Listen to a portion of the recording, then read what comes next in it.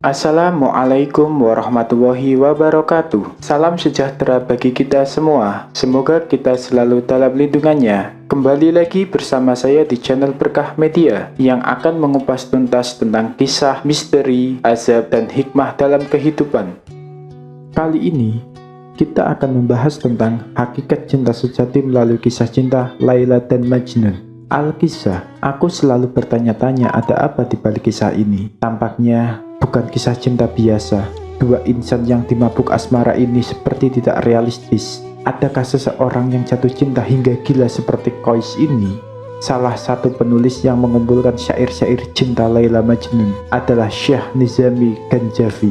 Qais adalah seorang pemuda, anak keturunan raja dari kabilah Bani Amir yang dipimpin oleh Syed Omri. Anak sematawayangnya ini merupakan seorang anak muda yang rupawan, dikenal begitu tampan, pintar, dan terpandang di sukunya. Sedangkan Laila bernama asli Ibnu Amir yang begitu cantik, berasal dari Bani Qotibiyah.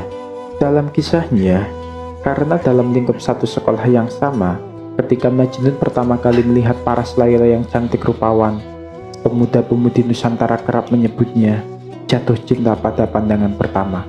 Ketika Majnun kehilangan kesadaran karena tumbuh benih-benih cinta yang tak ia sangka, begitupun Laila ketika untuk pertama kalinya menatap wajah Qais, langsung terpikat. Dua orang anak muda itu sama-sama jatuh cinta. Bahkan keduanya digambarkan sedang mabuk cinta. Wahai Laila, cinta telah membuatku lemah tak berdaya, seperti anak hilang, jauh dari keluarga, dan tidak memiliki apa-apa. Syair Majnun. Sampai datang suatu masa Qais bertemu dan jatuh cinta dengan Laila, anak keturunan Bani Qotibiyah. Qais terpesona pada kecantikan Laila dan hatinya sudah terpatri oleh Laila. Pesona Laila telah membuat Qais lupa akan dunianya sendiri. Baginya hanya Laila, Laila, dan Laila. Sayangnya kisah cinta keduanya terhalang oleh adat dan larangan orang tua Laila. Ia lantunkan syair cinta di sepanjang pengembaraan yang tak berkesudahan. Karena ulahnya ini, ia sering dipanggil orang-orang dengan istilah Majnun atau gila. Ia kerap kali mengubah syair, begitu ditunggu-tunggu karena keindahannya. Setelah beberapa lama, ia seperti orang tidak terawat, tidak pakai baju dan rambutnya gondrong. Anak-anak kecil melemparinya dengan batu dan mengejeknya di sepanjang jalan. Qais pun memilih untuk mengasingkan diri di hutan belantara, meninggalkan kemewahan dan kemegahan istana, meninggalkan semuanya. Majnun berusaha dengan berbagai cara untuk bertemu Laila, akan tetapi tidak bisa. Lalu mulailah muncul syair-syair, tangisan-tangisan rindu Majnun. Kemana-mana hanya menyebut nama Laila, Laila, Laila, dan Laila. Bahkan ia rela menyamar sebagai kambing dan berjalan di antara kambing-kambing tersebut ketika melintasi kediaman Laila. Dalam riwayat lain, Majnun rela menyamar sebagai pengemis yang hina ke desa Laila dan menyamar sebagai pembantu perempuan yang tak lain supaya kembali bisa menatap kekasihnya. Ah, tragis. Sungguh tragis kisah cinta keduanya. Karena perjodohan, Laila akhirnya menikah dengan Ibnu Salam, lelaki pilihan ayahnya, seseorang yang sama sekali tidak ia cintai. Laila terpenjara dalam istana dan kedudukannya telah membunuhnya secara perlahan. Ibnu Salam juga demikian. Meski berhasil menikahi Laila, nyatanya wanita yang ia cintai hatinya telah dipenuhi dengan cinta yang lain. Keduanya sama-sama menderita. Singkat cerita, Ibnu Salam akhirnya mati. Laila pun sendiri.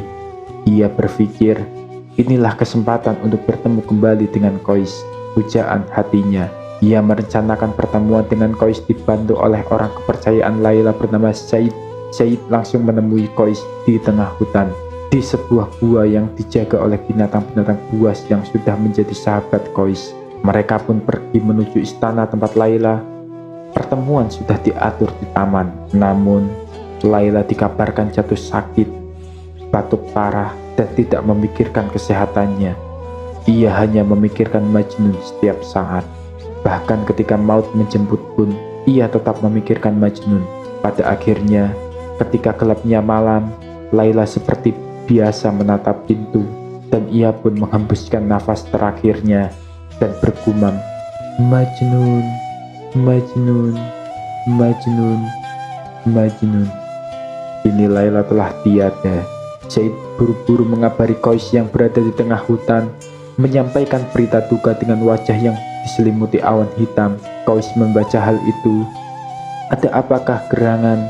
Akhirnya Said menyampaikan kabar itu. Qais tak kuasa mendengarnya sampai-sampai ia pingsan. Ketika kembali sadar, ia pun langsung bergegas menuju desa Laila dan berkunjung ke makam Laila. Ketika tidak sanggup berjalan, ia pun menyeret tubuhnya untuk sampai ke makam Laila. Ia pun meletakkan tubuhnya di atas makam Laila. Qais dilanda kedukaan yang mendalam. Kekasihnya telah tiada. Ia menangis berseduh-seduh di atas pusara Laila. Sampai akhirnya jiwanya menyatu dengan Laila, menyusul cinta sejatinya ke alam yang berbeda. Tapi akhir cerita ini ditutup dengan pernyataan Said yang membuat penasaran. Said bermimpi bahwa sepasang kekasih yang menderita di dunia itu telah mendapatkan kebahagiaan di surga. Said lalu terbangun dari mimpinya yang menakutkan itu. Ia lalu menceritakan mimpinya kepada dunia. Bagaimana cinta sejati memperoleh balasan dari Tuhan. Katanya, "Wahai, jauhilah godaan dunia. Bagaimanapun dunia hanya sementara, dan kesengsaraan akan berlalu. Kesakitan hati yang berduka akan terobati di surga. Dunia akan datang penuh kemuliaan dan abadi. Adakah pelipur lara yang paling didambakan jiwa manusia, kecuali peristirahatan abadi tujuan kebaikan? Penuhilah cawan dengan cinta yang tidak pernah berubah. Penuhi ia dengan cinta abadi, cinta yang dimurnikan dengan penderitaan duniawi. Sebab kelak akan mendapat berkah cahaya abadi." Wallahu a'lam bishawab.